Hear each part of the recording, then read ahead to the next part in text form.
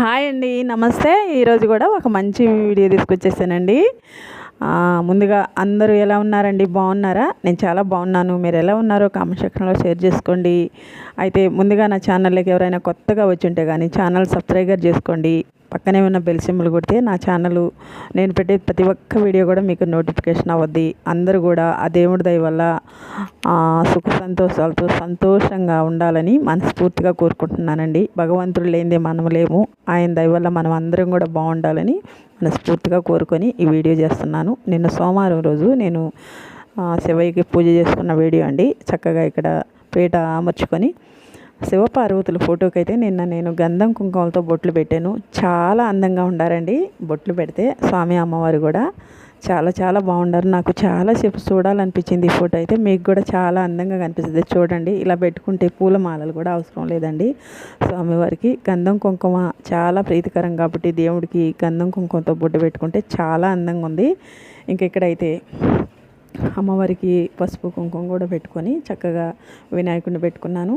ఇంకా దీపపు కుందలు కూడా రెడీ చేసుకున్నానండి. దీపారాజన చేసుకుంటేనే కదా ఏ పూజ అయినా. తర్వాత ఇక్కడ వినాయకుడికి కూడా పెట్టుకున్నాను. వినాయకుడికి కూడా గంధం కుంకుమ బొట్టు పెట్టాను.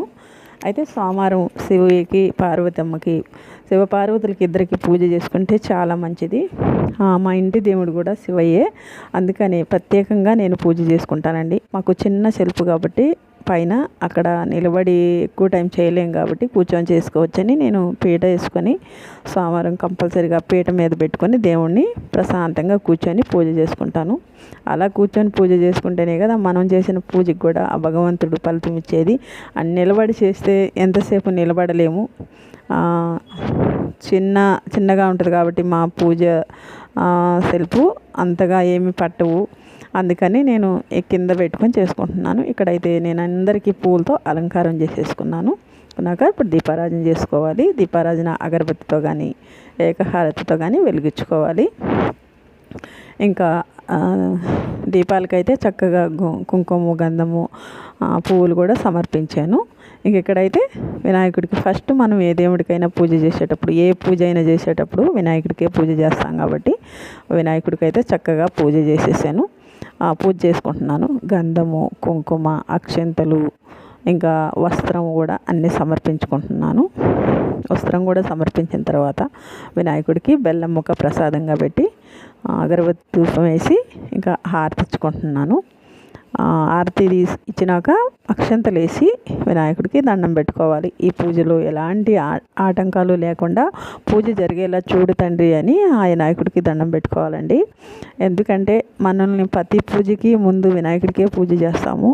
ఆయన ఆజ్ఞాపం ఏది లేకుండా ఉంటే మనకి చాలా మంచిగా పూజ జరగద్దని మన నమ్మకం. ఇక్కడైతే వినాయకుడికి పూజ అయిపోయిన తర్వాత ఇంకా శివలింగానికి అభిషేకం చేసుకుంటున్నాను.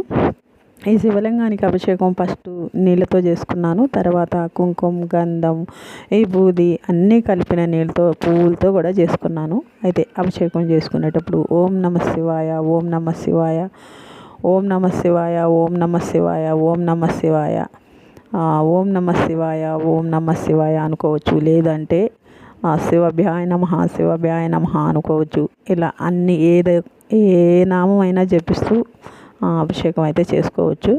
శివయ్యకి అభిషేకం చేస్తే చాలా మంచిదండి. మనకి అష్టైశ్వర్యాలు కలగాలంటే ఆయనకి అభిషేకం చేసి ఆర్తించుకుంటే చాలా మంచిది. ఎందుకంటే ఆయన ఎప్పుడు చల్లగా ఉండాలి. చల్లగా ఉంటే మనం కూడా చల్లగా ఉంటాం అనేది మన నమ్మకం. ఎందుకంటే ఆయన ఆగ్రహంగా ఉంటాడు. అందుకే ఆయన నెత్తిన నీళ్లు పోసి మనం చల్లబరుస్తుండాలి ఆయన్ని. ఇక్కడైతే హారతి కూడా ఇచ్చాను. హారతి నేను కూడా తీసుకొని ఆ నీళ్ళని మన నెత్తిన మీద చల్లుకోవాలి. చాలా మంచిది.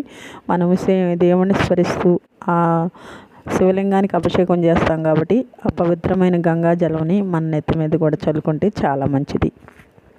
ఇక్కడ శివలింగాన్ని శుభ్రం చేసుకొని ఒక మంచి బట్టతో తుడుచుకొని గంధం కుంకుమ బొట్లు పెట్టుకొని చక్కగా పీట ఏర్పరచుకొని శివలింగాన్ని కూడా ఆ పీట మీద అమర్చుకోవాలి. తర్వాత పువ్వులతో అందంగా అలంకారం చేసుకోవాలి. అలంకారం చేసుకున్నాక ఆ శివయ్యకి కూడా చక్కగా అక్షంతలు కుంకుమ గంధము అన్నీ సమర్పించుకోవాలి. ఇలా సమర్పించుకునేటప్పుడు కూడా ఓం నమ శివాయ, ఓం నమ శివాయ అనుకుంటూ చేసుకుంటే మంచిదండి. ఎందుకంటే ఆయన నామం అదే కాబట్టి మనం ఆయన నామాన్ని తలుసుకుంటూ పూజ చేసుకుంటే చాలా మంచిది.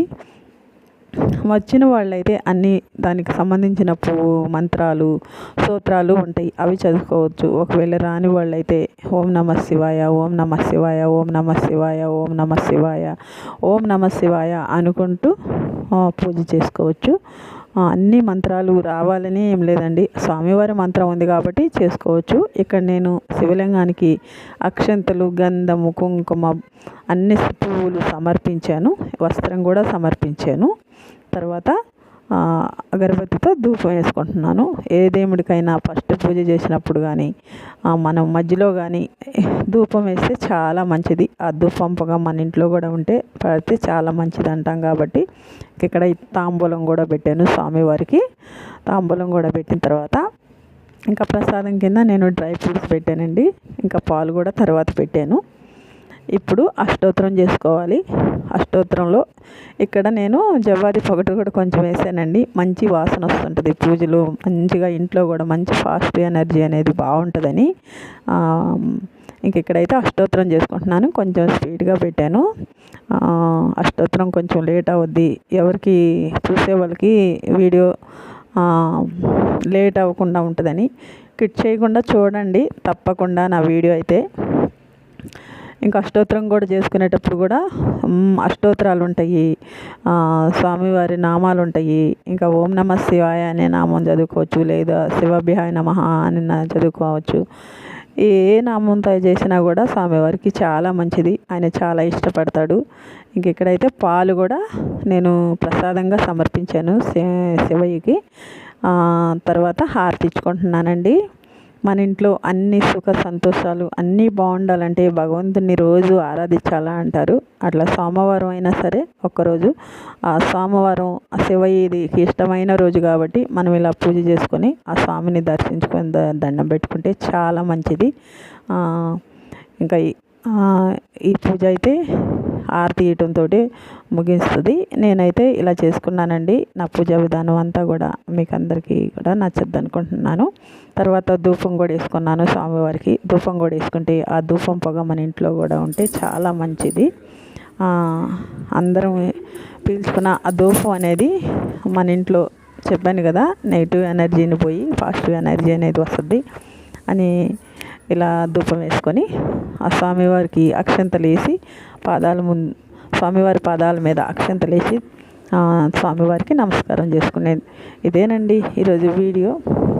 నచ్చితే తప్పకుండా లైక్ చేయండి, వీడియో మొత్తం చూడండి. ఓకేనండి, బాయ్.